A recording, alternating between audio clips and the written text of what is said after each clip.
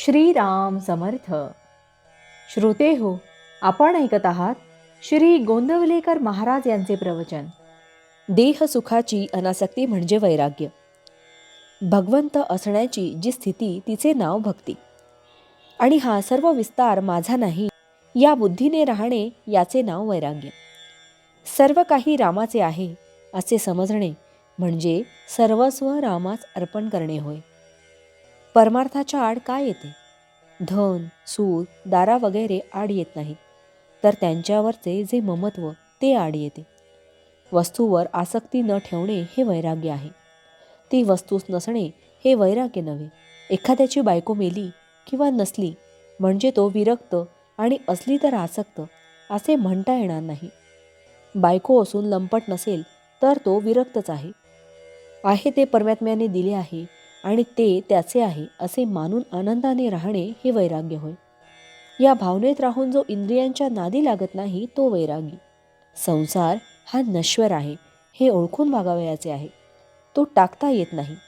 त्यात राहून आसक्ती न ठेवली की तो टाकल्यासारखाच नाही का? फळाची आशा न करता सत्कार्य करणे हे भक्तीचे लक्षण आहे. आणि कर्तव्याच्या आड येणारी प्रत्येक गोष्ट बाजूला सारणे हे वैराग्याचे लक्षण आहे. आसक्ती न ठेवता कर्तव्याच्या गोष्टी करणे ही तपश्चर्या होय. देहसुखाची अनासक्ती किंवा हवे नको पण टाकणे म्हणजे वैराग्य. खरोखर विचार करा, प्रपंचात मनासारख्या गोष्टी कुठे मिळतात? त्या मिळणे न मिळणे आपल्या हातातच नसते. अमुक हवे अथवा नको असे कशाला म्हणावे? असे न म्हणता रामाचेच होऊन राहावे म्हणजे झाले. जो रामाजवळ विषय मागतो त्याला रामापेक्षा त्या विषयाचेच प्रेम जास्त आहे असे सिद्ध होते.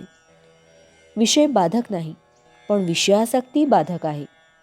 भगवंताला प्रसन्न करून घेऊन नाशिवंत वस्तू मागितली तर काय उपयोग? नामावर प्रल्हादाने जशी निष्ठा ठेवली तशी आपण ठेवावी.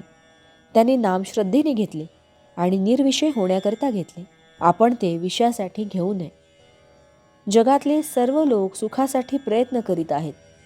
शास्त्रांचे पुष्कळ संशोधन होऊन इतकी सुधारणा झाली. त्यामुळे देहसुख पुष्कळ वाढले, पण मानव सुखी झाला नाही. आजारी माणसाचा ताप जोपर्यंत निघत नाही तोपर्यंत त्याचा रोग बरा झाला नाही. त्याचप्रमाणे मानव सुखी झाला नाही तोपर्यंत खरी सुधारणा झाली नाही असे समजावे. सध्या जगाला सुधारण्याचा आणि जगावर उपकार करण्याचा काल राहिलेला नाही. प्रत्येकाने आपल्याला तेवढे सांभाळावे. यासाठी भगवंताचे अनुसंधान चुकू देऊ नये. मग धोका नाही. सगळ्यांनी असा निश्चय करा की भगवंताच्या नामापरत्या गोष्टी ऐकायच्या नाहीत. जे मिळेल त्यात समाधान मानायला शिका. मी भगवंताचा आहे असे म्हटल्यावर सर्व जगत आपल्याला भगवत स्वरूप दिसू लागेल यात शंका नाही. ही केवळ कल्पना नाही, आपण अनुभव घेऊन पाहत नाही. त्यासाठी नामस्मरणात आपण राहूया. भावार्थ, जगात भगवंता वाचून सत्य वस्तू नाही. ही ज्याची निष्ठा तोच खरा. जानकी जीवन स्मरण जय जय राम. महारुद्र हनुमान की जय. समर्थ रामदास स्वामी महाराज की जय. सब संतन की जय. श्री अनंत कोटि ब्रह्मांड नायक राजाधिराज सच्चिदानंद सद्गुरु श्री ब्रह्म चैतन्य महाराज की जय. जय जय रघुवीर समर्थ. आता आपण 13 वेळा नामस्मरण करूया. श्रीराम जय राम जय जय राम. श्रीराम जय राम जय जय राम. श्रीराम जय राम जय जय राम. श्रीराम जय राम जय जय राम. श्रीराम जय राम जय जय राम. श्रीराम जय राम जय जय राम.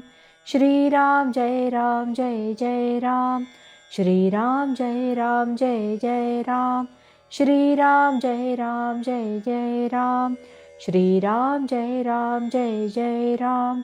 श्रीराम जय राम जय जय राम.